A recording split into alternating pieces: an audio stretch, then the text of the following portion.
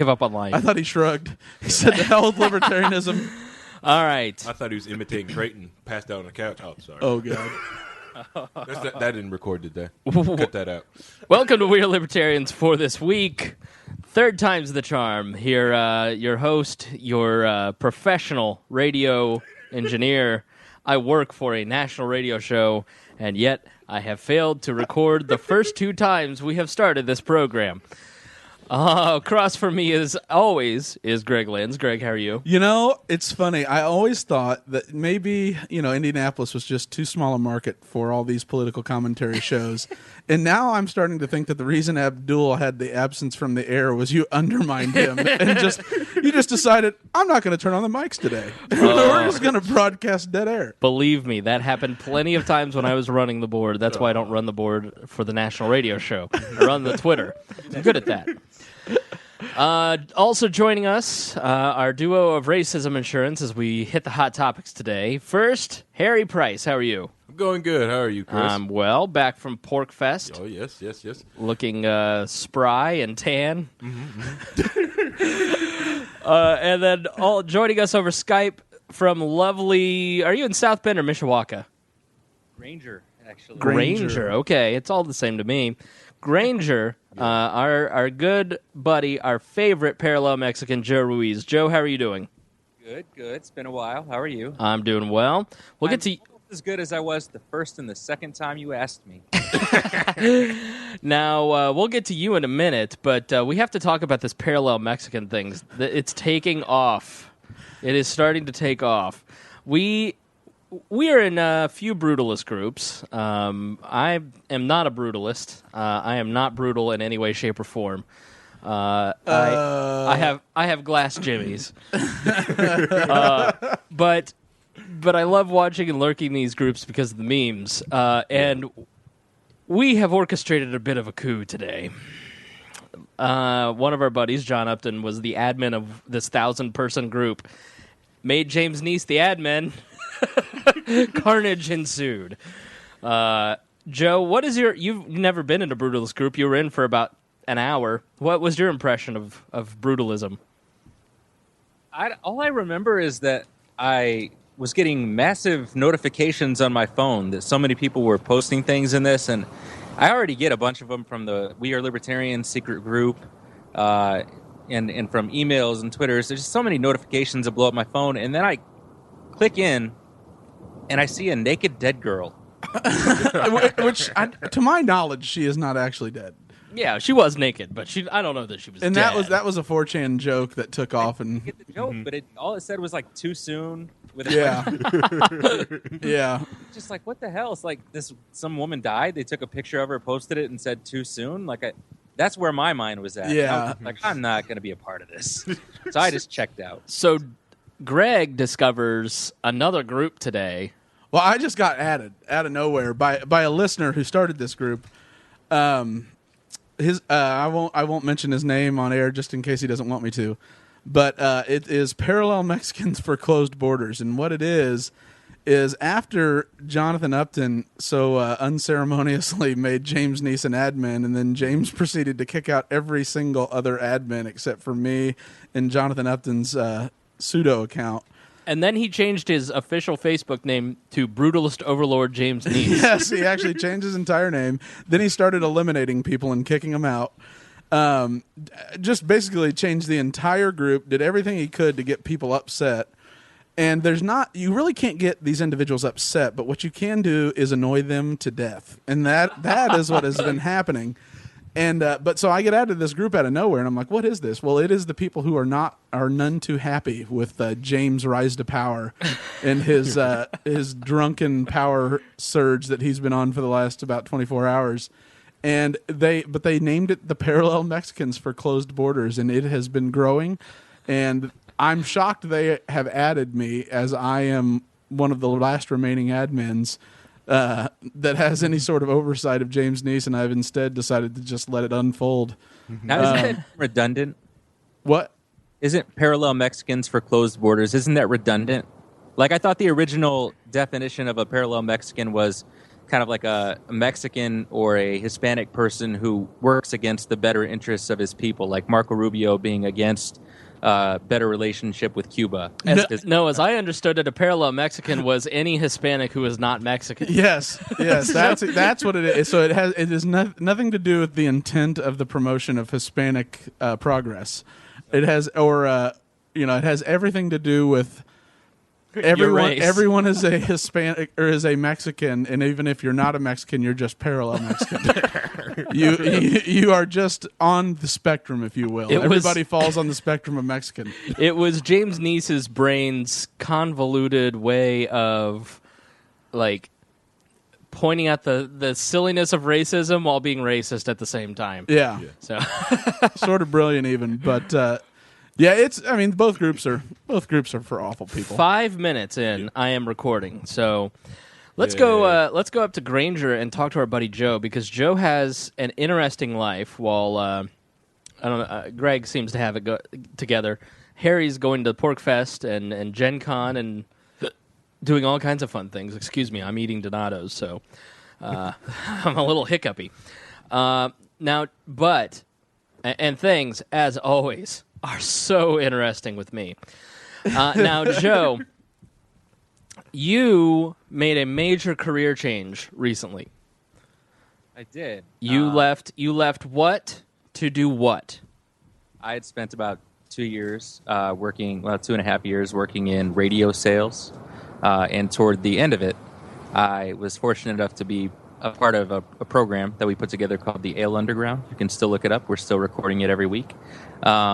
But I went ahead and left the sales side of the business because I felt like I had this price tag on everybody's head, and it was kind of annoying to a person who's not real numbers or money driven. For me, I'm very relationship driven, and I hated the idea that if you and I have a good relationship, if I'm a couple $1,000s short of my goal for that month, then instead of me and you being able to say, hey, it's cool that you're giving me $4,000 this month, you and I are bros, or whatever, then I have to think, well, maybe I should ask him for the additional $2,000 or at least an actual $1,000. And if I go back to the office and I didn't ask him for that, then am I going to be given a hard time by my supervisor or something like that? So I just felt like every positive relationship that I had in my life for a period of time had some sort of money attached to it.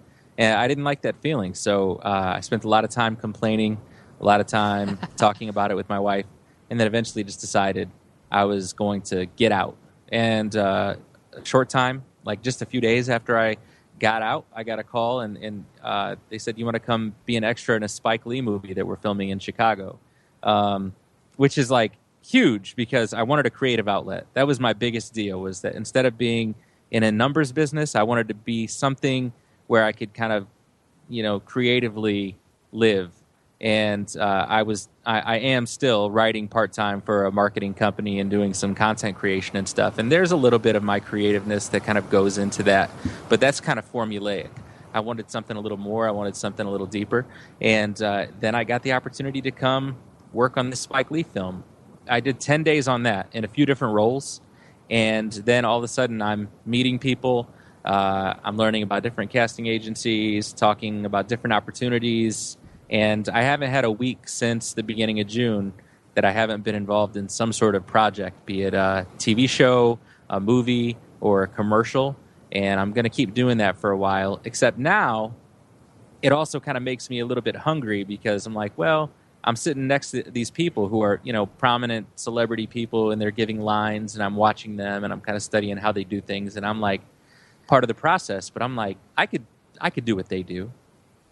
And so now I'm kind of interested in getting can you name drop a little bit? Who have you met? What shows have you been on? That sort of thing. Yeah, so the first movie was a ton of people. It was Chirac. It's this movie coming out in December, theatrical release. They want it out in time to be a contender for the Oscars. But it is the Spike Lee movie. So Spike Lee, obviously. But Samuel L. Jackson was part of that. John Cusack, Jennifer Hudson, Nick Cannon, Lala, who is Carmelo Anthony's wife and also star of a show right now called Power that's very popular. DB Sweeney, not Cooper. Cooper is the treasure guy. DB Sweeney. And then Harry Lennox, who's from The Blacklist on NBC. I think Steve Harris, also from Tyler Perry's Diary of a Mad Black Woman and several other movies. So all those people were involved in that first shoot. Then I went on to another movie that starred Jake Johnson from New Girl, and he's going to be in a movie with Joe Latruglio, who's been in Role Models and I Love You Man and several other comedies that I'm a fan of. And then just most recently, I did 2 days on Empire. And so Terrence Howard, obviously, Taraji P. Henderson are the main characters in that show, and they're both fantastic actors. Have you had any? Have you had any sex scenes yet? I have not had any sex scenes, but I did get in my underwear for Spike Lee. What? Yeah. Did you shake it at him? Did you? Yeah, I could actually tell you a funny story. The idea was a dance scene where these National Guard soldiers are trying to woo these women.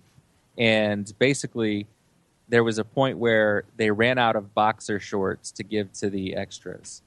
We're all wearing these uniform white boxers. And one of the guys says to the people in wardrobe, he's like, hey, I got some white underwear in my car that I can go grab. Well, they were white boxers, but they were more like boxer briefs, and they were very spandexy, like something you would see a bicyclist wear or something. You couldn't conceal anything in these briefs. We saw your Dorito Loco.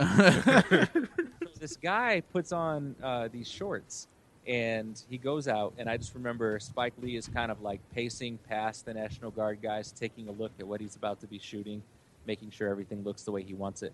And he looks at this kid, and he looks down, and he sees the bulge. And he just goes, my man, why are you wearing that? And he's like, well, they ran out of boxers, and they told me that these would be okay. And he goes, mm-hmm. And do you want to tell me why you thought it would be a good idea to stuff? And the kid just goes, personal acting choice?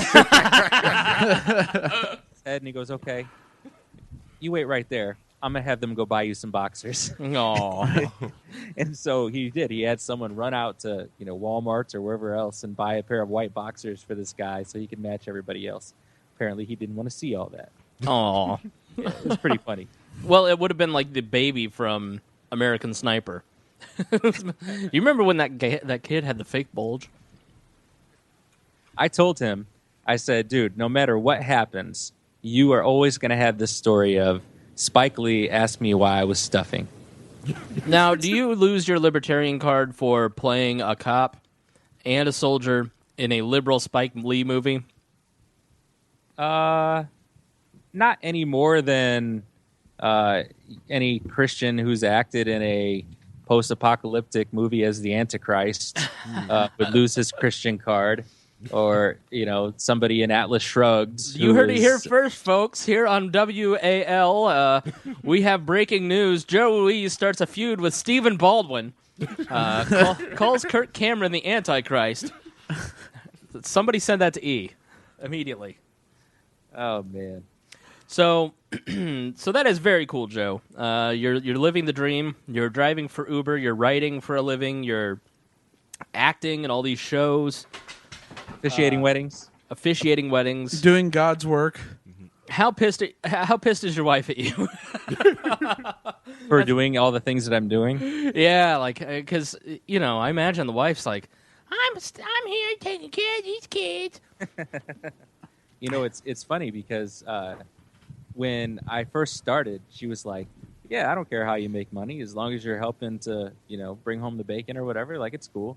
And so that, for me, was yes, green light. I can go do whatever I want and make money wherever I can get it. And, I can just, because for me, that's what fires me up. That's what gets me really excited is not doing the same thing every day, but waking up in the morning and saying, okay, how am I going to go out and make this happen? And being creative about it.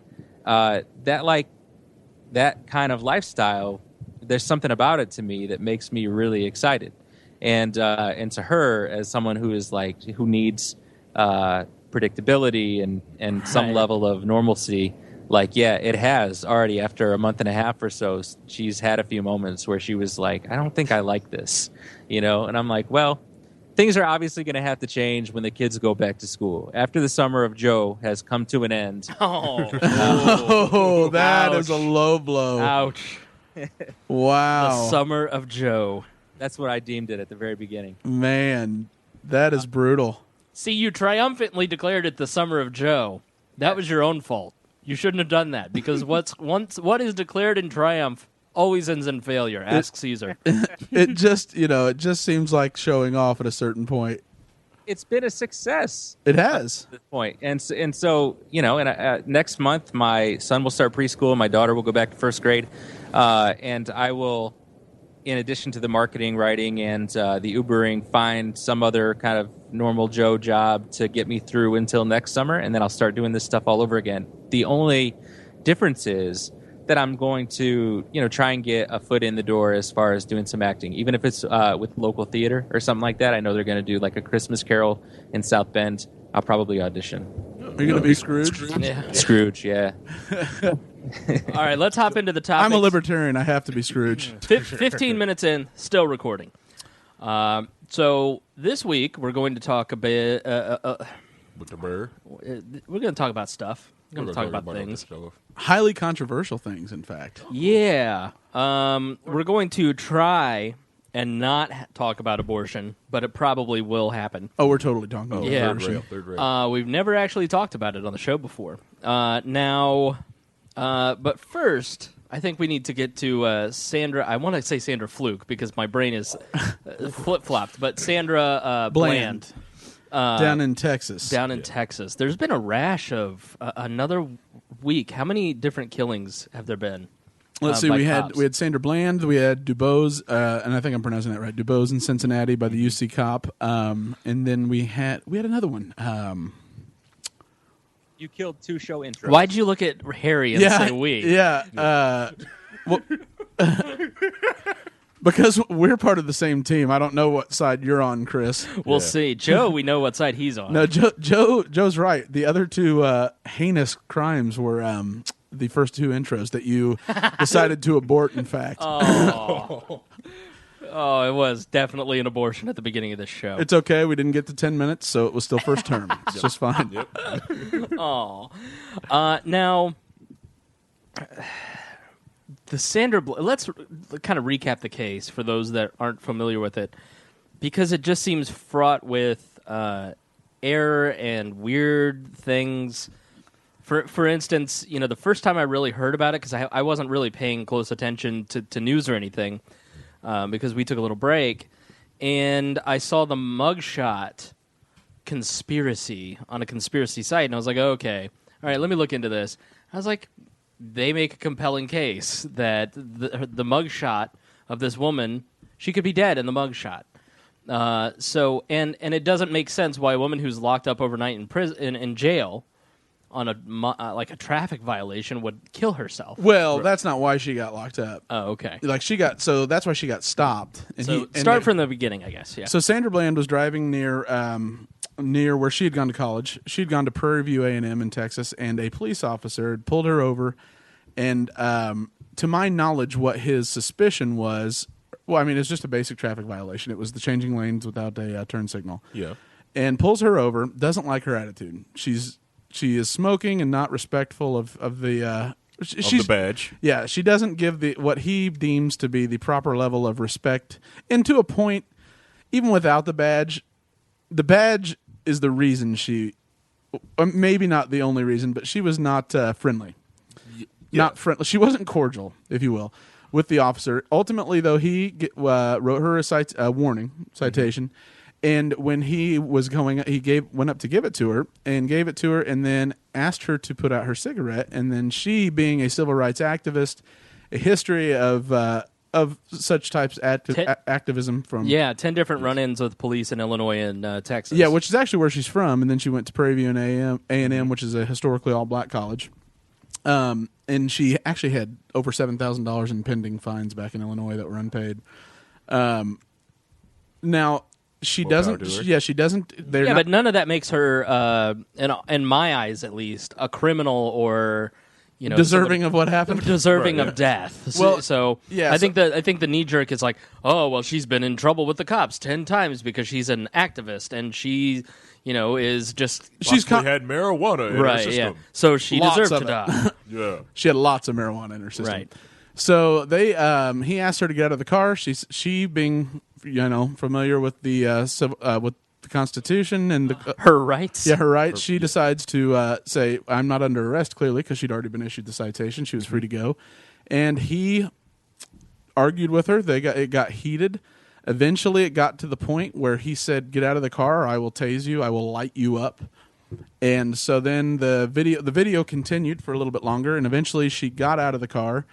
Witnesses videotaped it, and then to my knowledge, he put his knees in her back, right? And that was the real issue. Yeah. He put his knees in her back, was quite physical.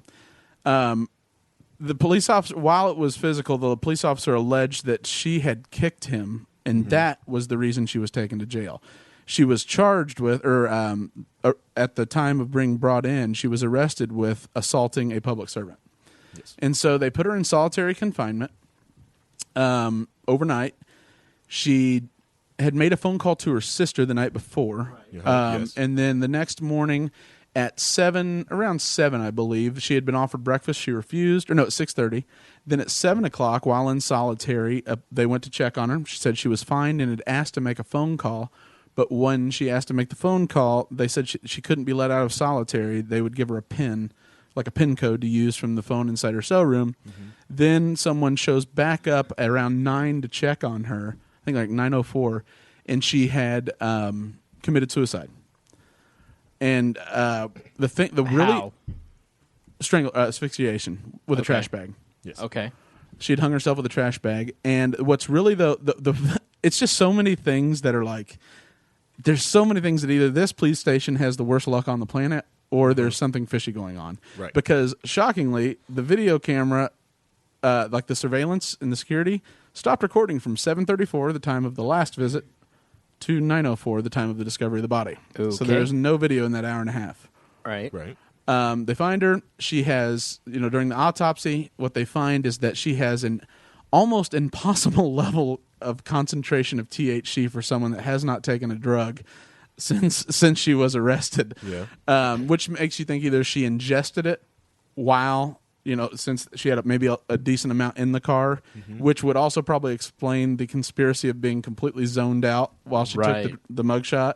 But the coroner said it's all, like, they either are saying she had access to it while she was in solitary, which is highly unlikely, or she just stuffed a ton down in order to not get charged with a higher crime. Right. Which you can always create the fake narrative out of that, like that's why she was so resistant to getting out of the car, but not really. I mean, I think more than anything, she was a civil rights activist and was going to play this to. I mean, she was recording it with her cell phone the entire time. Right. Yeah, and it was ordered to stop recording during the. Yeah. Which is another. Weren't there gaps in the dash cam as well? Well, there were.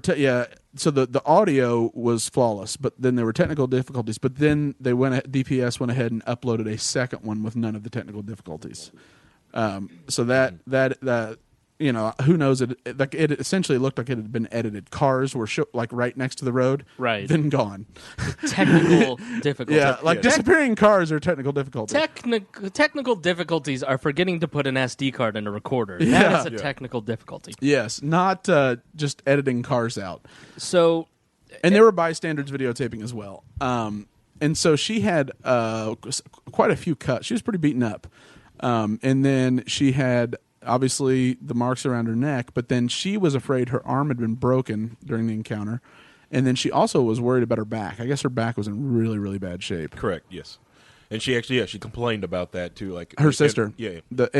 Her bail was set at $5,000, so it was $500 to go and get her out post-bail. Mm-hmm. And her family was in the midst of trying to raise the money in order to do it in post-bail. Well, but her family being back in Illinois, it wasn't the easiest. You can't just drive down there and do it, right? And so then they find her. But I'll tell you, the one that's just shocking to me is, of course, there's an hour and a half gap between the last time they're checked on and when she's discovered. Yes, I mean that either is literally the worst luck ever, or it seems so fishy. Broken arm and a hurt back and all that. During the altercation with the police officer. No. She got that during the altercation with the police officer, but I'm assuming 3 days later, when she hung herself, allegedly, that she was still feeling the effects of that, or no? Yes. And to my knowledge, she had not received treatment. To tie a bag around your neck and hang your, like, to me, it just seems like you would need at least 2 arms, to make all that happen. And it hasn't been proven that like her arm was broken, so she just thought it was when she called her sister. Yeah, but in a bag too.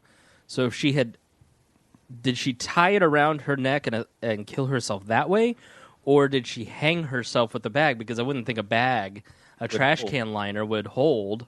Yeah. So do you know like how the bag was used to actually kill her? If you give me a second, I'll pull up the picture. So I'm right. pretty sure the picture. Yeah.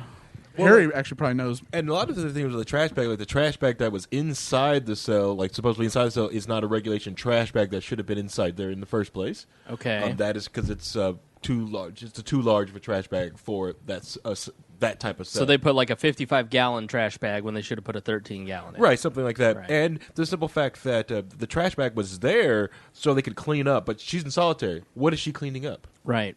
How much trash can you generate in solitary? Yeah, that's... And they take people's shoelaces all the time and to make sure people don't hang themselves or hurt themselves. Yeah, I mean, and we're talking about a government agency buying trash bags, so we know the trash bags they had to buy had to be the cheapest trash bags. Oh, totally, yeah. I used to be a janitor for the post office, and it was the cheapest trash bags, the thinnest trash bags we could possibly find. And I barely see trash bags nowadays that can put 150 pounds worth of garbage in it and not break. It just does not make it just. As a person who has struggled with depression and suicidal thoughts, to be quite frank, I just don't understand how she could get to a place in that short amount of time where she would kill herself. Like it doesn't. Just from a mental health aspect, I mean, for a basic traffic violation, I mean, and she seems to be a fighter. She seems like the type of person who, they beat the shit out of me. I've got video of it. Yeah, she couldn't I've wait told my to show sister. her video. She couldn't wait to publicize this. So I wouldn't think that she would be sitting there going, oh, gee, unless something with the marijuana in her system that maybe she ingested it and that somehow depressed her system so far, but even then, I just can't. I cannot. Have there been any reports of like significant job loss or related? I mean, No, she's getting ready to start a brand new job at her alma mater. Yeah. Prairie View A&M was super excited about it. Yeah, they're just from a mental health aspect. It makes no sense that this woman would kill herself. Now, jail cell suicide does happen. Of course, it's mostly males. Yeah. Mostly males, and they usually have something. It usually happens the first 4 hours that they're put in incarceration. Alcohol related. They've made a huge mistake like spousal abuse, or they've I mean it happens. But women are much less likely to kill themselves. I mean men make up, I think it's like 60 or 70% of suicides in this country. The executive director of the Texas Commission of Jail Standards, Brandon Wood, he testified in a hearing, I think maybe just today, and he said that there were 146 suicides in Texas jails last year. In Texas jails, but 22 of them were just last year. So yeah, definitely it happens. CNN also reported that there was a document taken during it was during a jail intake form when she was brought in, that she had attempted to commit suicide in 2014 by taking pills. But there's a discrepancy on that because on a different sheet, the word no appears next to questions about attempted suicide within the same questionnaire or whatever. Which, when you're being processed and all that stuff, I don't know how closely you're paying attention to filling it out. Right, yeah. When you're I in pain. know that when I worked with kids in a jail-like situation, it wasn't jail, but there was just like a standard 5 or 6 forms that we would have to fill out upon intake. And it was a lot of times the person was getting in, they didn't want to be there, they didn't want to talk to you, they didn't know you, and you had to run down this list of questions that involved things like that. And a lot of times they gave you answers that were just kind of flippant because they were trying to get you off their backs and get in their room and kind of get settled in because they knew they were stuck. So you often didn't even get anything in depth or accurate until weeks after that person had been there, because at first they're just kind of blowing you off on these questions that were, potentially serious. Yeah, sometimes. I mean, it's a shameful thing. It's not something that I certainly share publicly or anything like that, but I'm comfortable with it. Like, I wouldn't think that she'd disclose that. I mean, was was it at the hospital that they were coming in? Where it was an intake form, or was it a jail intake form where she disclosed this information? Because I can't imagine. It was a jail. Okay, yeah, that doesn't make any sense either. But that's a huge jump from taking pills and committing suicide to hanging yourself. Usually when women do commit suicide, it's usually from poisoning, because most women like to leave, they call it the quote-unquote the pretty corpse, versus hanging, which, you're strangulating, you're asphyxiating yourself, so you're not going to leave that pretty corpse. That's the stereotype of how women commit suicide. Usually when men do it, they do a very, very gruesome but very sudden suicide. And a lot of the outrage is that there's been a pretty in-depth look at Bland's background. They've vetted that, but there has been absolutely no release of the officer Insignia. Yeah. Insignia. I think I'm saying that right. Yeah. And he, from all I know, is that he went to Texas A&M, graduated with agricultural leadership degree, worked for I think ice cream or dairy as a production supervisor. Bluebell. Yeah, Bluebell. And then he went on to become a police officer, and then even at the time, or he's still, until now, a volunteer firefighter. That's basically, there's nothing about his track record. Yeah. Based on the way he acted, I'm going to light you up for changing lanes and being disrespectful. And then when she said that she had epilepsy, she was epileptic after he banged her head into the ground, he said, "Good." Yeah.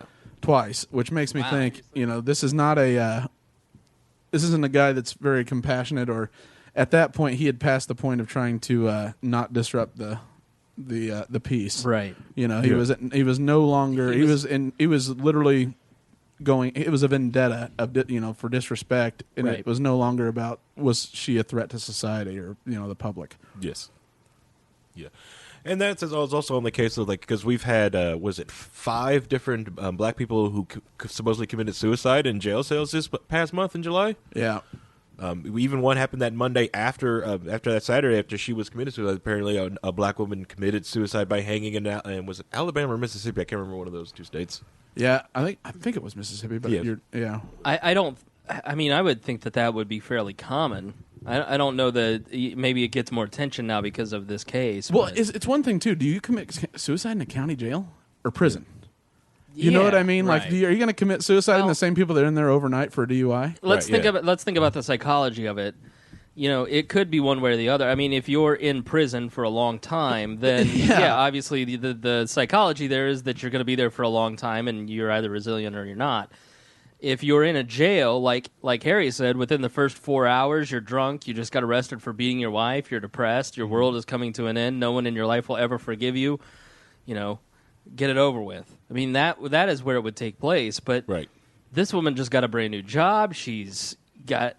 the thing is... got them on tape. The thing is, she probably, that job's going away, period, just even if it's found that nothing's wrong. Right. Even if no crime, the issue, all the press around, the negative press around that altercation, because it was as a ambassador for the university, a role where you're going out greeting African American kids, high performing African American kids, trying to recruit them to Prairie View A&M. Well, why would it be seen negative? If you think about it, that's almost a positive. It's like, look, watch her step up to this cop that was clearly overstepping his authority. Yeah, but as I joked with Harry before you got here, Greg. I mean, when you're born black, you come out of the womb and you're handed your cop block card. It's stapled to the birth certificate. Here's your right to hate police officers. Oh, wow. Well, I just, it's a big organization. It relies on fundraising. It relies on a lot of different things. Anything that's controversial is going to automatically, especially for a public-facing role only, is going to be seen as a negative, period. Because the trustees, the board, is going to vote that down every time. But controversial in what direction? Like, if it's controversial in the correct direction, then it will, generate funds. We'll make money. That's not the way boards and trustees usually work, though. They're so cautious. I mean, they don't want to be champion. I mean, even when they're individual, you look at University of Virginia, the board with the rape case. The board absolutely supported a president who was acted way outside the bounds, had no justification for acting the way they did, and mandating courses and trying to essentially shut down the fraternity system. The board supported her wholeheartedly because that's the status quo on that issue. Yes. And in fact, the board is there to act as are we being rational? Are we doing the right thing? And the board just frankly didn't want the controversy, period.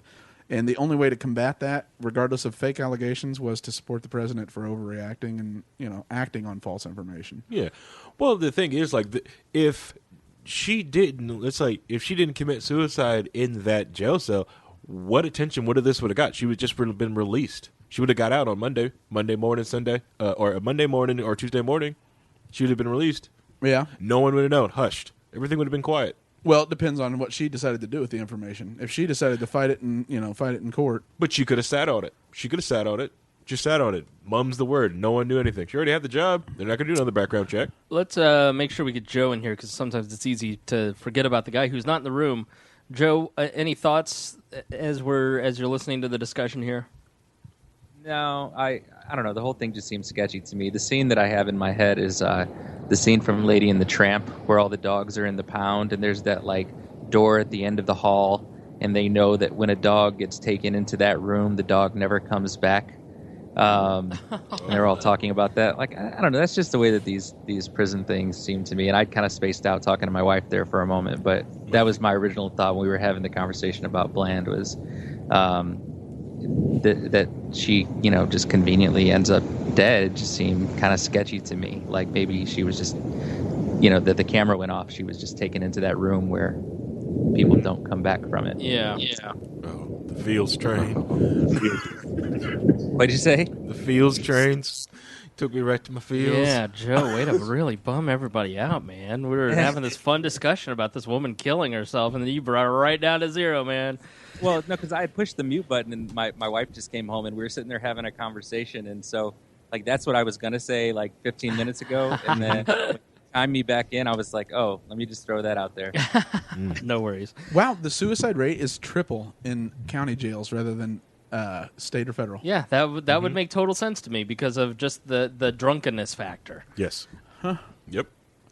And it turns out she had just recently lost a baby, and I had made several Facebook posts saying that she was depressed and suffering from depression. And none of that. This is all. It's all. There's armchair psychology. It really is. Yeah. You never know, and we will. I doubt we're ever going to know. The FBI's been brought in to do it, and then there's also an independent review. And the family has done their own private autopsy, Yep. but I don't know if the reports have been released yet. Not yet, to my knowledge. It's just, man, this is something else.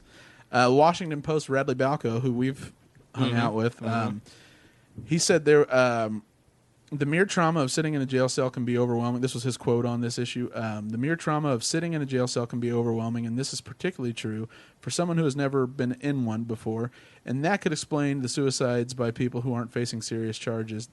That it was an arrest for a minor crime may not matter. In fact, a sense of injustice can only add to the emotional damage. Somebody, just the issue of the isolation, being cut off from friends and family, he said, is what, in his experience, what's tend to escalate the situation prior to That would make sense. prior to suicides in local jails. If she is suffering or battling depression, and then all of a sudden she's got this new job that's coming and this new lease on life, and then all of a sudden she just knows that it's all going to kind of be pulled away from her. It's just that her sister said she was in such good spirits after talking to her. Yeah.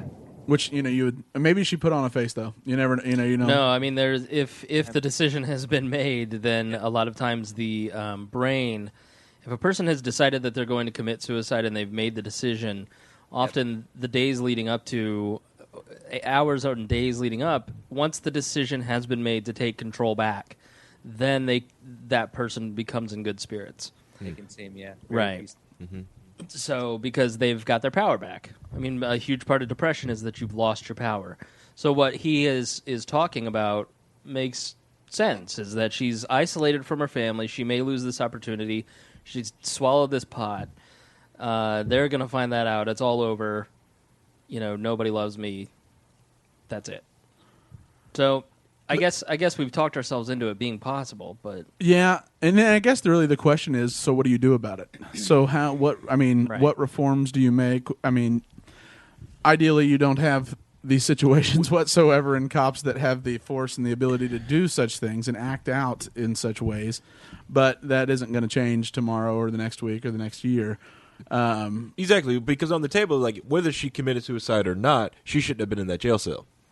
right. No, I mean, yeah, the cop was in the wrong. Absolutely, the Supreme Court has ruled that once that you are no longer under arrest once the citation has been issued, like the warning in her case. He continued it, and so by continuing it and by being offended by her not putting out her cigarette and giving proper respect, he antagonized her and provoked her, and it escalated. And then he should have known. He violated the USA Today reported he violated policy. He should have walked away once he offered the warning and got back in his car. Right. And he didn't. Or if he had suspicion of something else, he had to totally reinitiate proceedings. And he didn't do that either. He just continued it on and was in the wrong. And it ultimately resulted in her being dead. Correct. Which is a complete injustice. And, to me, I say, if you want to stop things like this, you have to create the proper disincentives. If you break the law as a police officer for not following the correct conduct, I don't know. I mean, what is the proper way to combat that? Is it if like in this case, you can't say he deserves to be put on death row because she hung herself. No. But what you can say at a bare minimum, he deserves to be charged with. I mean, he deserves to almost be charged with abduction because he illegally kidnapped. I mean, illegally, it ended up in her being held against her will illegally. Correct. He should owe a financial compensation to the family, stripped of his badge, stripped of any pension, anything like that. Yes. And not allowed in. You know what I'd say? To hell with it. Strip him his ability to register and own a gun. Kill him. Oh, wait, sorry. Too much. Sorry. Don't you feel like the cookie's kind of crumbling as far as like police go, though? Like, Totally. I mean, Sean Hannity's on our side on this. Wow. Okay. Bill O'Reilly, all the conservative commentators, Donald Trump, all of these guys, when they heard about this, there was who was just telling me about this, an African-American comedian, new young guy. I was just out with him, and they were joking that he did a bit where he was like, surely Fox News is going to do something crazy, and say that she was in the wrong. Every single commentator, Donald Trump, Rick Santorum, Mike Huckabee, all agreed that the cops were in the wrong on this issue. Yep. Which means that we've hit the tipping point of police brutality in the police state. We are there. Yep. It has become fashionable, and I think a lot of it is Facebook and the younger generation kind of leading on Facebook, the modern day salon where thoughts are shaped and molded in public opinion. It is the younger crowd who's liberal leaning, who is pushing us that direction. Well, it's a victimless crime. I mean, if you're saying, well, she had drugs on her, well, it's marijuana. She had it on her, so what? It's a victimless crime. Right. 2 states north, no one would care. Yeah, she didn't put her blinker on, which is, and she got a warning. She didn't even get charged with a crime for it. Right. So she didn't do anything wrong there. So she literally died because she didn't do anything wrong by the letter of the law. Right. Yeah. And that supposed kick is like, well, she was assaulted first. She was being held illegally. Yes. She was being kidnapped. Or, I mean, well, whatever. Yes, she was being kidnapped. She was assaulted and kidnapped. Because he was acting out of protocol beyond any shadow of a doubt, she's being kidnapped and held against her will illegally. I mean, what do we do? What do we do to the girl that escaped in Ohio after 12 years of being kidnapped and got out of the basement? What do we do to those individuals? Right. And that didn't result in death. Yeah. That's kind of what I was talking about, though, so when a police officer gives an expectation and a person chooses peacefully not to follow it, or they're not doing anything that's like worth the use of force, and then the police officer says something like, "I'm going to light you up." Once you've kind of crossed that line verbally, like the only way that you're going to, I guess, make your point or maintain a sense of authority is by using that force. But once you've used that force, then you've committed kind of a heinous act yourself. And in the age where there's eyes everywhere and everybody's kind of seeing these things, it's almost like the authority that police have, that kind of natural authority that everybody used to kind of give them, is it's just not really there at this point. The problem is that authority has been abused, and yeah. Go ahead. But I'm not saying that it doesn't really exist, because it was all based on the fear of violence. That something, of violence, exactly. And now all this violence has actually happened, and the abuse of power has been had, and people are realizing, like, well, it's just unacceptable. So at that point, like, what power do police really have? That, they're either going to be tyrants or they're going to be mall cops. And there's really nothing in between. Well, even mall cops, after, the Cincinnati, it was a campus cop that put a one-shot bullet through Mr. DuBose's head. Mm-hmm. I'm almost for saying, you can't say you have to de-arm the police. You promote gun ownership, an absolute right to self-protection, but your security force, whether private or public or however you decide upon it, I just think they can't be armed. Benghazi. Oh, sorry. Yeah. Okay. Within police, like on a national level, there needs to be a change in the culture. There does. I mean, you really almost, and this is what happened in Ferguson after there was civilian oversight that was, threatened to be brought into play, a civilian council for the actions of the police officers in Ferguson, Missouri after Mike Brown. They all threatened to quit, and that's where you should call their bluff. Okay. Go ahead. Yeah, Pass. Quit. Please do. Quit. There's probably a town that they'll just find a bunch of cops for. It's a great job. I mean, the benefits are great. You have a car. You die in the line of duty less than a Walgreens night clerk. Yeah. I mean, yeah. Mm-hmm. It's not like, I know this because I've television. You what? I said I know this because I played one on television. Exactly, and Joe mm-hmm. has played one, so he could get it if he wanted. I mean, we could always, we could hire the extras who've been cops, because they've done it before. Yeah. Yeah, or like they could try experiment. Like stop trying having a monopoly on the police force and just try to let the free market make a police force. Yeah, it's just that kind of worked in Detroit. They've got private security in Detroit. I mean, the failed state project. It's just that is going to be such a counter. That is politically so unpalatable right now. Even though we've got all this outrage, the majority aren't going to say. They might be. Some might say it's okay to just let them shrug and quit. Mm-hmm. But the majority are not going to say, well, we're just going to disband police forces and you get to hire your own private security firm. Especially given the name private security firms like Blackwater have in the United States. I'd love a brutalist security force. Yeah, I bet you would. Yeah. Now, there comes a tipping point where you have the moral authority and then you lose it, and so you resort to force. I mean, there is a very clear example of a politician here locally that has everybody just knows he's a scumbag. Everybody talks about what a scumbag he is. Everybody can. No one likes him, but he keeps. I'm not going to say his name. State level or you'll know who I'm talking about in a minute. But everybody keeps, supporting him for higher and higher office because they're afraid of him, because he's such a scumbag. And they all know it. They all have examples of it. And that's how all our politicians will eventually become. And they're getting there. And cops are kind of getting to that point too, where, there are decent politicians. There are good people that run for office. There are good people that serve in government. There are good people that serve in bureaucracy. I know Maya would disagree with that. But, they just have not been educated as to the system that they are perpetuating. And once you do that, and once you send them to that re-education, let's call it a camp, then love camps. Libertarian camps, Libertarian summer camp, where they have, then they'll understand. Mm-hmm. Police officers, there are good police officers. There are many stories of police officers helping people that you would never hear in the news, and many of them. That's why a lot of cop block groups are actually very effective in sitting down with police officers The Keene police force has been totally transformed by the guys at Free Talk Live, just by constantly sitting down and talking with them and befriending them and just saying, have you thought about this? Have you thought about this? Have you thought about this? Or have they just been so annoyed by the relentless libertarian onslaught that they just joined police forces in other states and communities? Well, also the other fact that the Keene Police Department also changed opinions of certain activists. Cantwell switched his entire opinion of police officers from having that much interaction with police department. Yeah, the engagement, and nothing good can come of enemy versus But that type of foreign occupation is never going to lead to warm and fuzzy police interactions. Now it's not like we have to worry about the police having dark black sites they take people to, where Right. no one knows about. yeah, where Only they in might blue states. where they might die and hang themselves with trash bags. That would be terrible. Yeah. Harry. Yeah.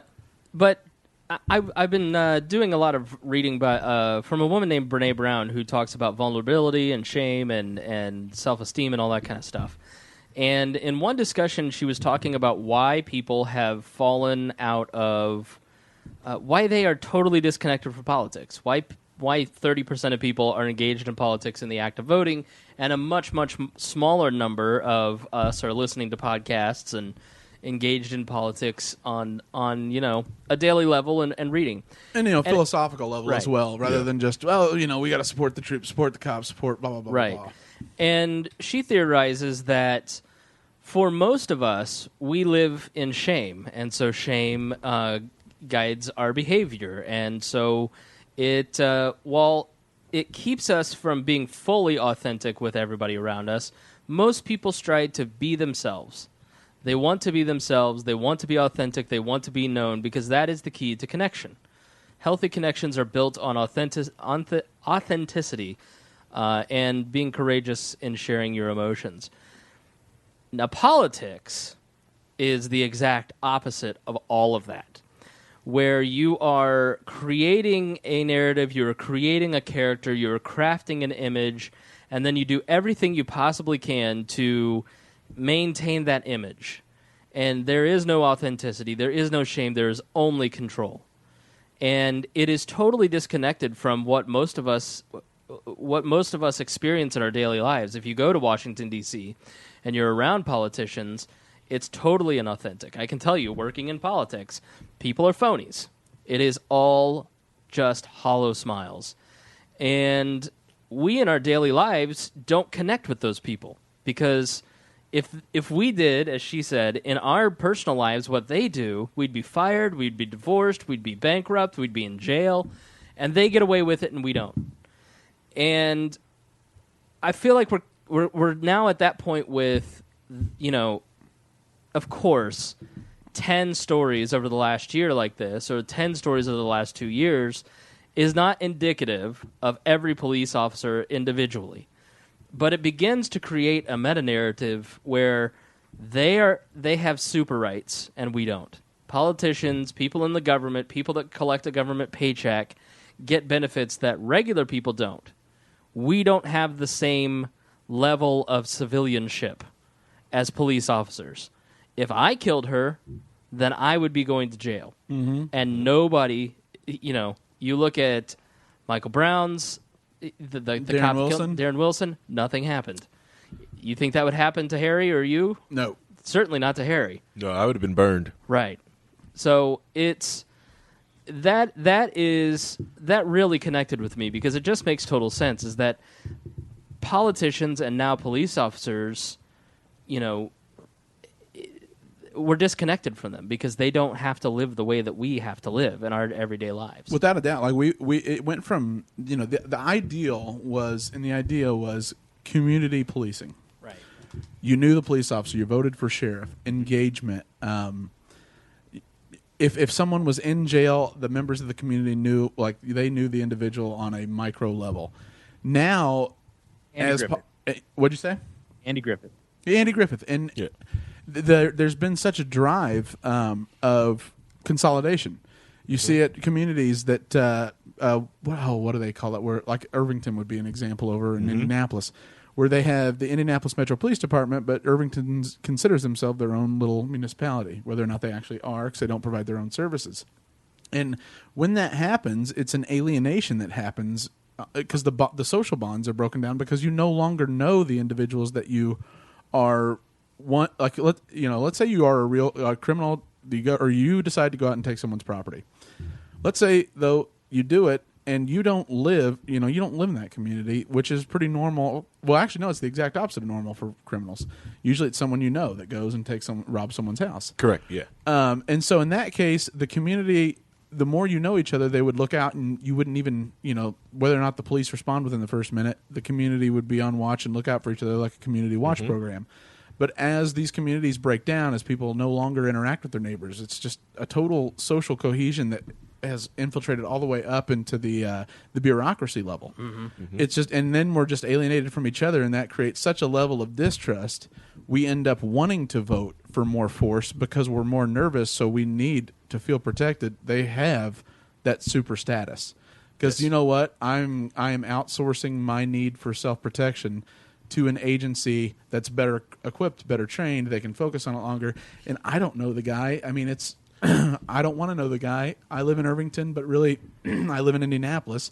So what do I care if the cop gets a little too hostile? Right, and conversely, because there is that lack of connection on a personal level, we're much less likely to give that person the benefit of the doubt. Absolutely. We all know Barney. Barney just shoots himself in the foot every week. And I hate that we all go back to Andy Griffith, but it's sort of the easy thing to grab on. Yeah, and that's an ideal we can't get to, but it should be the goal. Right. Or like that Council of 10 with Charles Harrison. Charles Harrison here in Indianapolis, that they go out and 10-point coalition. 10-point coalition. I mean, they do amazing work. What they do, and that's living it. To go out, community oversight, showing up. But they live in that community. They all live in it. A lot of police officers, like IMPD officers, they police communities they don't live in. Yeah, they wouldn't dare. Yeah, I don't live in there. Yeah, but they police it. They don't know they hardly know any of the people in there, and that's who they police. Like, I do not like cops. I don't like them, but I'd rather deal with Lawrence PD than IMPD. Absolutely. Yeah. I know a lot of the cops in Lawrence. I know them. I can see them. I can meet them at Kroger. Well, there was a police officer that got killed here some point in the last year, and he had policed that neighborhood, that area, for like 30 years. And so when he was killed, there were just tons of stories of all the good that he had done in that community, and people. He was part of the community. He was a white cop in a predominantly African American area, black area. Sorry, Harry. Thank you. Triggered. I know. I am not from Africa. Well, never mind. So it was a sad. There was mourning in the community for a police officer that had been part of that community, and so maybe the goal should be in cities like Indianapolis, for instance, keeping cops on the same beat for a long period of time, because even 30 years ago, 40 years ago, 50 years ago, walking the same beat, meant that you got to see familiarities. And so if something looked out of place, then, like Harry coming into my luxury condo. Never mind. Well, a lot of it is because a lot of the police officers, they stay in their cars. Right. They don't go out and actually walk a beat. They don't go out. That's why most people have more conversation with a bicycle cop that's out bicycling. They talk to them. They can see them. They're personal. Most of the time, most people see a cop. They're on a highway generating revenue. They're out there being road pirates. Yep. That's when most people will see a cop. They're out there doing that. Yeah. But more good they could do for the community, they just walking around. Just go out and walk. And the simple fact that go meet every person in your. I mean, that's if I were the chief of police, go meet every person in your neighborhood. Yeah. You need. Here's all the door handles in your neighborhood. You should be able to put a door hanger on everyone at the end of the month and do it again next month. I want you to bring back a written report on who they are, who their family members are, who all lives there, and not in a contentious way, where they go to church, blah blah blah blah blah. Well, the other thing is people treat police like they're special status, and they do have special rights. So why don't we just make everyone police officers? It doesn't take that long to make one. Why can't everyone just be unpaid police officers? Well, you would have, unpaid police officers. So volunteers. Indiana has the highest volunteer police officer force in the country. We have some of the highest. We do. I just think that's an element of that'd be such a radical change, radical shift in current. Everyone's a cop. Yeah, I don't know that you want everyone's a cop. Everyone's a cop. Go experience yesterday in the Brutalism Rebooted group. See if you want everyone in there being an officer of the law with the same super rights as you. Yeah. Pulling me over, memeing my car. Yep. What were you going to say, Joe? Sorry. Do you want James Neese being a police officer? Commissioner? President. Isn't he running for like judge of his town or Oh, something? yeah, he is. Yeah. A great judge. And then, Joe, you've got a close relationship with Brad Rogers, the sheriff up in, what county is he in? Elkhart County. Elkhart County. And so, I mean, none of this makes his job any easier. This only makes his job way more difficult. No, it doesn't. But you know what? He's the guy that's, despite everything, he's sympathetic to the narrative that's out there. He's sympathetic to the ideas that are kind of being molded by younger people, and he doesn't even see himself as a police officer. If you go back and listen on the Weird Libertarians page, he sees himself as what he calls a peace officer. Yes. So his whole perspective on his job is completely different than that of most active police officers. Well, that's the question, is the element of prevention necessary in police officer? So we have, crime prevention. And so instead of just law enforcement, where they enforce, they are essentially the arm of they're the extension of the legislative branch. Rather than being a proactive organization, would it be better to just have them merely be a group of detectives who, in the event that you are harmed, you have full access to, and they collect all the facts, do a thorough investigation, thorough report, and then are at that point, once the report's done, are sent out to take you to the courts and get remediation from the individual that harmed you. Would that be more efficient, or is that even so far outside the lines? Because people would say, people right now think because police are out driving around, they think they're safer. Because you see a cop stroll by in your neighborhood, you think that you're necessarily safer. Whether or not that's true, if you change that dynamic to where now they're no longer patrolling, it's just that, hey, somebody shot, or someone robbed me, or I'm in the midst. You'd have to say almost everyone have a life alert. I'm right in the midst of a crime happening. Please be alerted, and then take them off the streets entirely. They're just sitting there, literally like a service, waiting to be called, like firemen. It would be better, but how many people see police officers in the midst of their crime? Oh, it's always like 20 minutes afterwards. Yeah. I mean, so you could but the thing is, you can never measure the uncommitted crime that was prevented because they were driving around. Would a crime have happened had they not driven through the XYZ neighborhood, and would that house have been robbed? Or, that's the argument that people. I'm not saying that's the truth. Yeah. But that's all, and it's a terrible. It's anecdotal. I understand. It's terrible for the simple fact that they can't be everywhere. So wherever they are, they're not. Right. Yeah. And we've created such a false narrative by giving them super rights and then giving them the ability to dominate the news cycle when they do something good. Yep. And then be hidden from repercussions and negatives when they do something bad, like in the case in Texas. And allowing the culture of the thin blue line, that piece of culture, like any cop representing that should lose their job. What, they brought that us versus them mentality first. Yeah. Thin blue line. They did.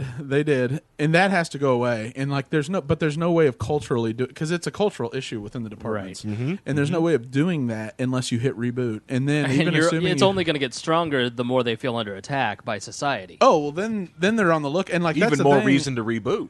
Yeah, but that's the thing is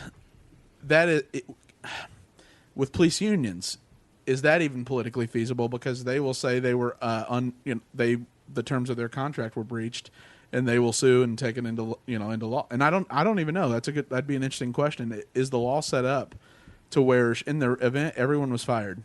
Mm-hmm. Could it even be done? Because they would go to arbitration.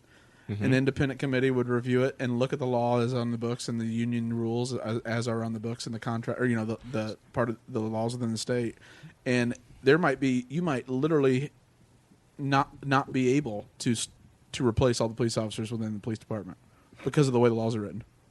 Yeah, probably. Why are you laughing? So I was just on Facebook, and I posted a photo that you took of Mittens looking at Harry. Uh-huh. And I wrote, oh crap, my cat might be a racist.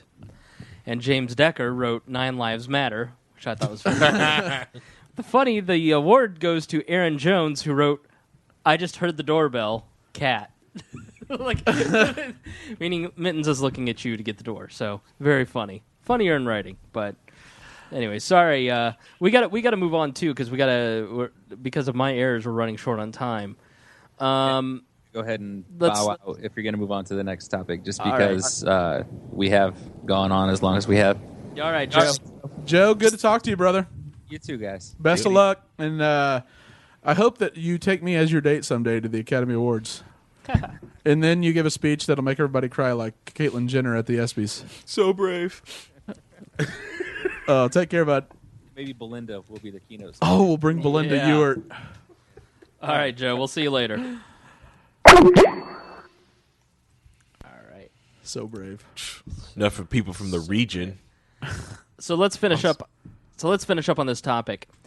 Any final thoughts on this? No, the only thing that's left to be... I mean, it's been talked to death. It's now we're at the tipping point where when the Republican-loving, Captain America-loving, we love our representatives in the community, Republican, like Mike Huckabee types and Santorum types are on the side of this, like our side, and even the Koch money, Generation Opportunities on the side of this, right. And it's criminal justice reform. All that's left to talk about are how do we do it? There's no changing the narrative anymore. That's been accomplished. It's right. What set of policy proposals are politically achievable and are aren't a radical change that would actually scare people to going back to something worse than we just left. Right. Because that's always the danger, is the blowback of a radical change, is the grandma saying, or the fundraising groups that exist within the political parties that are old and can be scared, calling for draconian laws that are worse than the ones we have. Yeah, kind of like in Gundam Zeta when they went from like the Earth Federation Force to the Titans. Yeah. Yep. Exactly. All right, so let's touch on this kind of briefly because you fear abortion so much. It's a third rail. It's a third rail. It's a third. It's a prenatal wound, Greg. It's a prenatal wound. I overheard a conversation. I was scared. No, I just my inner fetus is crying out. There's so much education though that needs to be done on it. Is the thing. Yeah, it's just people have made up their mind on abortion, and there's nothing that we can discuss that we're going to change your opinion on abortion. Correct. All right, next topic. Yeah. Now, federal funds being used Sure. to fund an organization like Planned Parenthood, because... Correct. Yeah. Oh, sorry. But again, I don't think that's even relevant because libertarians aren't going to want federal funds for Planned Parenthood or any other organization at all. That's this. I don't know. The left libertarian movement, the ones that fall prey to Bernie Sanders. Right. He is the false siren that's calling all the feels part of the Libertarian Party. Right. It's true. There isn't any denying status it. libertarians. Well, they say, what? That isn't going to status. change, so we might as well spend it on stuff we want. Anarcho-status. That's their argument. And we're not getting rid of the state tomorrow.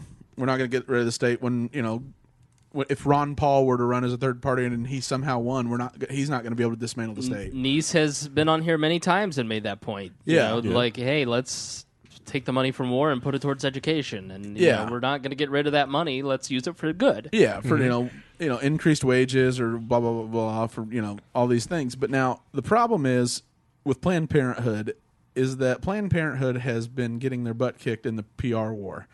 With the videos being released by the conservative activists talking about discussing harvesting, which is legal, which is for scientific research and approved. Yep. It's just the language that was used when it was caught on tape is enough to make even Hillary Clinton say disgusting, which is shocking because there's arguably no bigger women's rights and champion of being pro-choice in America than her. For votes. Yeah. Yeah, Hillary's been a feminazi since Yale, so I think she's pretty consistent on that. She's learned how to tone down her passion levels when discussing women's issues, but she's still in there. Unfortunately, it's not going to result in any change because Rand Paul's put forward, the amendment to defund it, and the issue is it's been falsely portrayed in the press is that since the 1970s, you haven't been able to actually use federal funds for abortion. like direct funds. The problem is that money goes to Planned Parenthood. They're not allowed to use the federal funds for abortions. Right. They can only use it for women's health services. The thing is, it ends up being they end up changing prices of other procedures to like that, just by getting the funding. Shadow games. It's accounting shadow games. Yeah, they essentially they boost the price of other procedures and then subsidize the abortions with the profits made from the very money they received to even open up shop or continue to offer those women's health services. Right, with the shadow game of showing when they when you catch it, it's like, we did that to offer low cost birth control. Yeah, exactly. But it's such a convoluted game. It's such a convoluted game of saying, well, we're going to give you money. There are conditions to the money that we're going to give you and how you can allocate said funds and what you can do with said money. But when you actually charge, when you don't break even on the services you offer, you can turn around and be a self-sustaining type of institution and take those funds and use those as a not-for-profit grant of abortion. And that makes people more mad on the right than anything. And, then, though, I hear a nun today come out, a Catholic nun today go, it's really not that these people are pro-life. It's that these people are pro-birth. Because I am pro-life. I'm pro making sure this person can eat, using taxpayer funds to make sure this person can eat, using taxpayer funds to make sure this person's educated, safe, grows up. Yeah, which order of the nunnery was she from? New York. Right, yeah. I bet I know which nun you're talking about because she's always brought on. There's like this one group of nuns that I think like Pope. Which one was Ratzinger? Benedict. Benedict called them out and like they were they're the Sarah Palin of the nunnery. They've gone rogue. Super. Yeah, that's basically what he said. They've gone rogue and they're out of control and they've lost their minds. They're worshiping Lilith. Yeah, right. Yeah, praise Odin, and yet they're still nuns. Right. They just were super. They're a super liberal order out of New York. Yeah, and that's to be expected because quite frankly, the Catholic vote has been Democratic. Right. The majority of its existence. But the question comes down to, should the government, as a libertarian, philosophically, would you just assume block grant funds that are either going to be used to set up a government bureaucracy that is only going to grow, or would you rather block grant those funds to a not-for-profit organization to administer the services that if they screw up or they're found guilty of misappropriation of funds or blah blah yada yada yada, that you can defund and shut down and then give to a different competitor or a rival organization. And that's one of the pragmatic issues of the a libertarian would say this is ridiculous. We shouldn't use taxpayer funds ever. Yeah. But the reality is, would you just assume have a government service provider that is only going to grow and need more funds over time? Or would you rather have organizations that through press wars can actually be shut down and defunded in time? Just as that competition creates a better, more fiscally conservative outcome. Mm-hmm. So it's, as a libertarian, I would kind of support Rand Paul, regardless of the politics he's playing with the issue. At a bare minimum, I don't like Planned Parenthood's operating procedures. I don't like how arrogant they are. I think they misappropriate funds and purposely hide things. I think they do offer women's health services, as do about 50 million other organizations in this world. I just assume give it directly to doctors instead of an organization, so there's no administrative costs. I'd say, you get $15,000, spend it to help someone in your community that needs it, or offering help to young girls or whatever it is, rather than why send it to a organization, especially an organization which I am suffering the ill effects of because I posted an actual quote on Facebook from the founder of the organization, Margaret Sanger, who is an awful individual. Participated in support of Hitler's eugenics movement. Started the movement in the United States of eugenics via the cause of choice and birth control, because she was concerned about the world's population being consumed by the ignorant underclasses of African Americans and essentially the white trash and working classes out of Boston and the East Coast, the Irish. Yeah. So she wanted to, instead of just going about it being a racist, she recruited a group of black pastors in the South for this project, and it got taken from her once it became a government project, and they started, promoting the idea of you don't just have to be a breeder. And they started giving it out like birth control like crazy. Mm-hmm. And to date, 14.5 million African American black babies have not been born in the United States since the invention and distribution of birth control. Yeah, it's more dangerous to be in the womb as a black man than to be on the streets of Chicago, which is pretty unbelievable if you think about it. Mm-hmm. And now, does a woman own her body? Yes, without doubt. And I am someone that would say I'm pro-choice pragmatically, because it doesn't mean if it's like alcohol. If we prohibit it, it's not going anywhere. Sure. It's just going to be, I'm just going to have formaldehyde in my whiskey. Right. Mm-hmm. It's just going to make it more dangerous and lethal. So it's out of pragmatism, but I just don't I don't like it that we're not even giving it to medical service providers for women's health. We're giving it to community organizers in little cities who may or may not have medical training and medical credentials. Right. But they're a political organization, period. Yeah. They started as a racial planning organization. They try to hide it. As soon as you bring that to light, you get banned for 3 days on Facebook for posting an actual quote about what her intentions were with the Negro Project in the United States. Right. Mm-hmm. Right. Mm-hmm. And it's like abortion's one of those things that it drives me crazy. When people stop calling things what they are, that's when atrocities happen. Right. It's yes. You act like it's a procedure. What that video was, and the reason it made people so upset, they didn't feel so good about going in and getting a mole removed. Right. Yeah. It was, all right, we'll take the arm for 75, we'll take the umbilical cord for 43.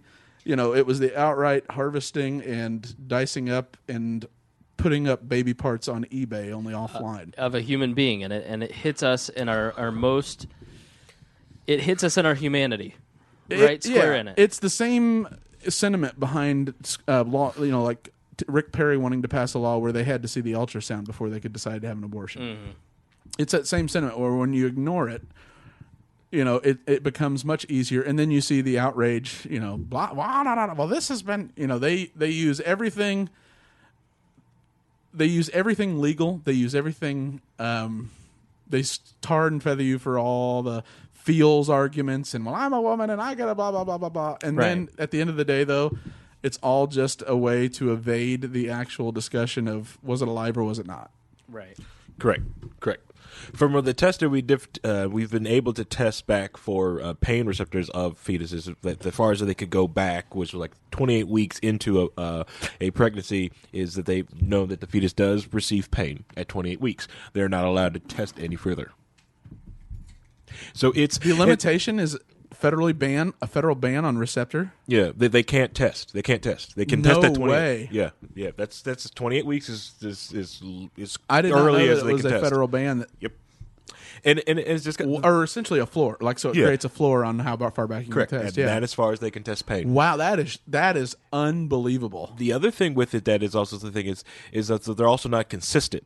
As you watch feminists and other women talk about how they should have the ability to abort babies and fetuses in the womb, they still want to get upset at businesses for firing women who do get pregnant like that. But it's like, whoa, I thought it was just a clump of cells. Why are you mad that you got fired then? Before getting pregnant. Oh, now it's an issue. Now it's a baby. Only because you want to keep it. Is that the only decision-making process on this whole thing? Yeah. And then, when they always start talking about, and yes, a woman does own her body, but then it goes into the question of, so men basically, they're talking, you are trying to encroach on women's reproductive rights. It's like, well, I'm only wanting you to question it because when that comes up to the case, then men have no reproduction rights. Granted, there's no way for us currently with medical technology for a man to actually to hold a baby for 9 months, but it's just more of a putting it on the table. It's like, hey, I have no say. And that's inevitable. Yes. Technology is going to advance to the point where I mean, they've at tested conception, yeah, we can probably. Yeah, they have tested it so far on different species. It's going to get to that point. Yeah, that's an inevitable rise. And with the transgender gender community, there's going to be a trans woman that's going to want to volunteer. They're going to have volunteers for this procedure. Oh, absolutely. Yeah, so it's going to be, this is going to happen eventually. Men are actually going to probably, you will see probably in 30 years that they'll probably get reproductive rights. Yeah, and well, then the question is, does abortion go away entirely? Because then the ending it is irrelevant when you are able to simply remove it, put it into, for all intents and purposes, a incubator, and then it is up for adoption before you see it as more than a mass of cells. Yes. Which is interesting because then that solves a lot for both sides. Mm-hmm. Well, technology is the great healer, which so often, and more than not, for the right, it's the great devil. Yep. All right. Final thoughts on this? You haven't said anything, so you have to say something. Oh my gosh, he's gonna pass. Oh man, that you can't pass. No, I'm waiting for the hate mail to hit my email box. No, I'm Chris Spangle. I'm 100% pro-life. I don't believe. I don't believe in laws in general, but I do believe in humanity, and I believe that our emotional and core reactions to those videos, despite whatever your political beliefs, you watch those, and you have a reaction to it. I think that's your humanity speaking out, and you can ignore that, and you can legislate against your own feels, but there's. I love it how the recorders of the video are the awful, heinous individuals. Right. Yeah. That was to me like these guys committed, or someone even said they committed the crime. Mm-hmm. Yeah. I thought. Well, it's the same world where Chelsea Manning was condemned for putting out the collateral murder. Remember that video they put out? Yeah. You're the bad person for releasing that tape, not the guys in the Apache shooting down. No. Sure, of course, because that's the easy deflection. Sorry, aborting Reuters reporters. Sorry, it's not necessarily that it's even illegal. It just because something's legal doesn't mean that it's moral or ethical. I'm offended by that. Please, no one else can see it. Now let's wrap up. Let's go to let's give our final thoughts here on the show. Harry, you're first. Okay. Let's see. Well, as much as I love talking about the third rail of politics or podcasting, that was. Woo. But with the Sandra Bland case, one thing I do want to get out, I had a conversation with my sister, and I'll probably have a continuing conversations with her about the whole Black Lives Matter thing, is that the message sometimes when it comes to police accountability or police brutality does get muddied when it talks about race.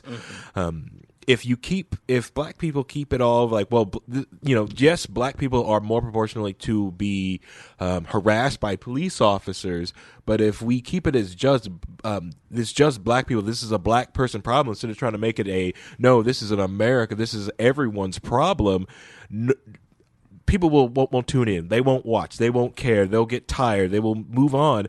The whole saying is first they came for the communists, and I didn't say anything because I wasn't a communist. Well, what's going to happen to the black community if you just this happened to black people, just black people, mostly black people. Well, some white people, which is the majority of the population of the United States, are I'm not black. Glad it's not me. And then we'll just watch, black people keep getting murdered and getting hurt by the police until you start showcasing. It's no, it's just police just doing it to people. Everyone around us inside the police state. That's what I've got to say about for that part of the episode. Also, let's see. Also coming up on a happier note, you have Gen Con's coming up this weekend here in Indianapolis. I'm going to try to go to that on Saturday. Probably a couple of people try to get a game going. Probably poke my head into a couple of the changing LARPs. That is what I've been playing with. Hopefully I can get in and yes, I'm going to play a fairy. Yes, that's what I plan on doing on Saturday night, is playing a fairy. There's nothing wrong with that, Harry. Not a thing. Harry the fairy. I like to play, actually my favorite fairy to play is a boggin. That is a servant fairy. All right. Learning a lot about Harry today. Greg? I had told Alistair and I and Ryan Connor that I would just touch briefly on Iran and Greece. They wanted updates on it. Apparently, that is a hot button topic with Wall listeners. They want it. So maybe next episode we'll do a real since Abdul's contribution to the Greece thing was a shoulder shrug and a smile. Right. Maybe we should go into it a little more, and then the Iranian nuclear deal, quote unquote. But for right now, it looks like Greece has been told they're not getting a bailout by the IMF, but they are in fact, it's being offered by Lagarde. It's going to be, because she has said before it's inevitable. The thing is, Greece can't cut much more. I mean, their debt is just flat out unsustainable. Like they can't cut pensions anymore and keep civil society. Mm-hmm. They can't make the little short-term pseudo agreement that was supposedly reached in the final hours is not going to make. It's just not going to do anything. So Greece eventually, as of now, they caved on the demand to win a chance at $96 billion, which is an emergency rescue plan. They cannot get their citizens to cut any longer. And to me, the only thing that makes any sense, and I've said it the whole time because this is just inevitable, is they have to take a minimum 5-year absence from the euro, institute a drachma, inflate the debt away, get their creditors to accept drachma so they don't just hyperinflate, and basically get it back to a situation where they can meet the budgetary guidelines of euro membership. If they don't do that, and if that looks like that it's never going to be sustainable and that Greece's economy is not going to be able to absorb the shocks and become competitive again in the European Union, they should just go on their own. They should go full Iceland, nationalize the debt, have the government create a special fund of drachmas that's a zombie fund, and recapitalize the banks and hit reboot. That's what I would have done because, quite frankly, right now Greece exists solely as a zombie country to pay back the debts to the European Union and the members of the European Union. And they were dumb enough to lend it the first time. I can't believe they were dumb enough to lend it the second time. I don't even feel bad for Germany or France at this point because they're just moronic. Yeah. They did it to themselves. Yeah. As far as the Iranian deal goes, I think it's a good thing. Everyone predicted that as soon as the sanctions were lifted, their newfound economic wealth would go to funding Hamas and making Israel mad. In fact, as soon as this was done, they have decided to cut funding. So they aren't going to just spend money in order to antagonize anymore. As always predicted, the Persians, the Iranians they're not jihadists.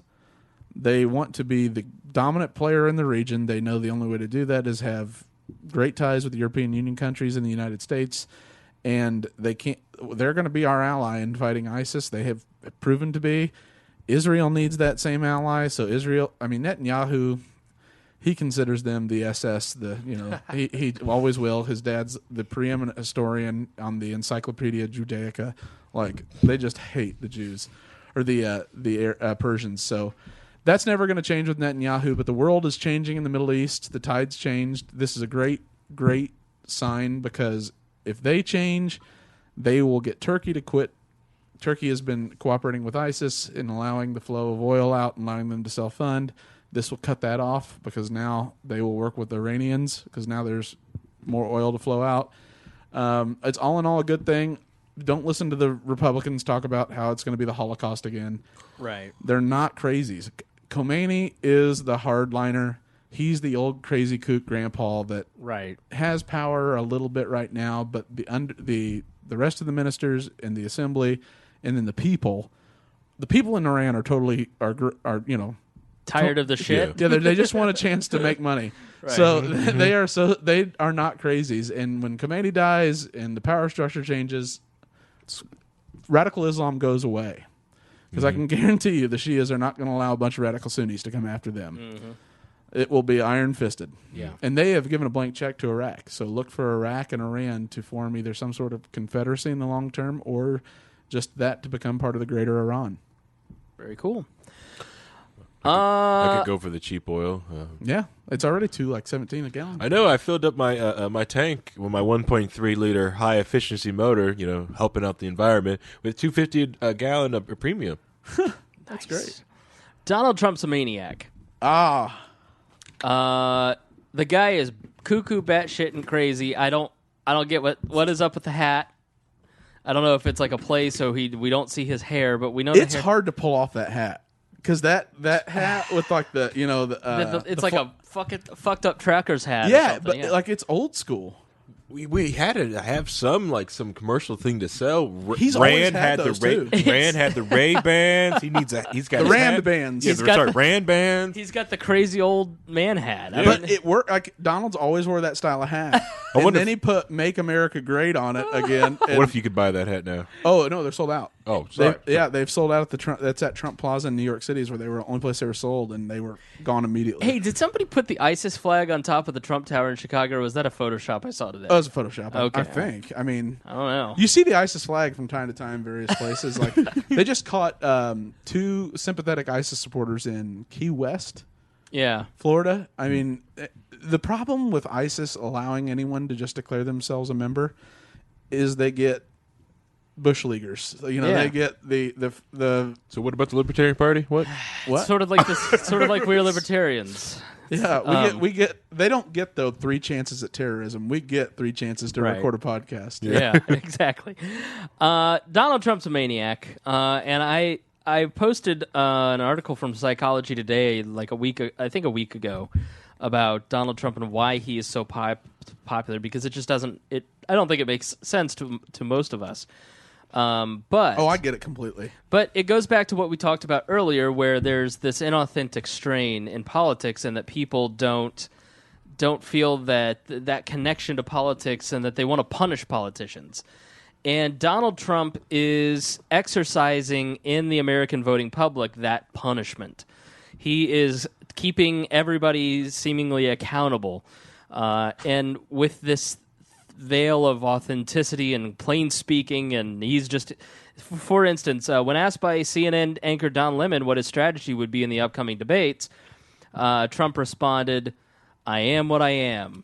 I have to be myself. If it is not good enough, that's okay. I'll go on to other things. I'll ride into the sunset and do some more buildings and create more jobs, and that's okay. I'm doing this because I want to make America great again. That's what I'm doing."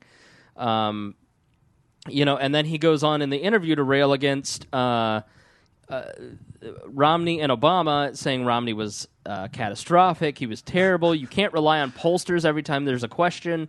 They spend millions and millions of dollars to formulate the best possible question. And it doesn't matter what Donald Trump's stances are. It's his style. It's that he's railing against the things that we all hate, and exercising the demons a little bit, and giving them. He's like our collective punishment on the American political system, and yet he's exactly what we deserve in the American political system. If you've never studied, there's a bunch of different personality disorders. There's borderline personality disorder, bipolar personality disorder. Those are the ones that dissociative. Those are the ones that we kind of commonly deal with in our daily lives. Are borderline and bipolar. There's schizophrenic. There's dissociative. There's libertarian. There's libertarians. Look up histrionic, and let me see if I can pull this up here real quick, because the problem with Donald Trump is that it's not that he is. He's just another breed of mental illness.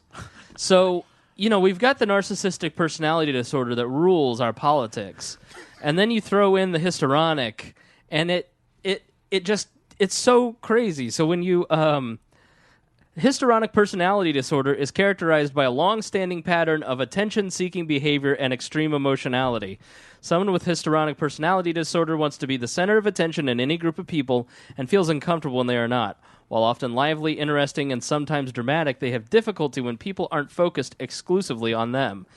And so you go on, and it just seems to me that fits Donald Trump like to a T. Interaction with others is often characterized by inappropriate, sexually seductive, or provocative behavior. We've had that this week from one of his ex-wives. Is highly suggestible. Well, that's probably not him. He's probably not highly suggestible. But be careful when you're being seduced by the personalities in politics that seem like they're giving the comeuppance to the political state. It feels good. It feels good when Bernie Sanders lets them have it. It feels good when Ron Paul lets them have it. It feels good when Donald Trump lets them have it, or Sarah Palin.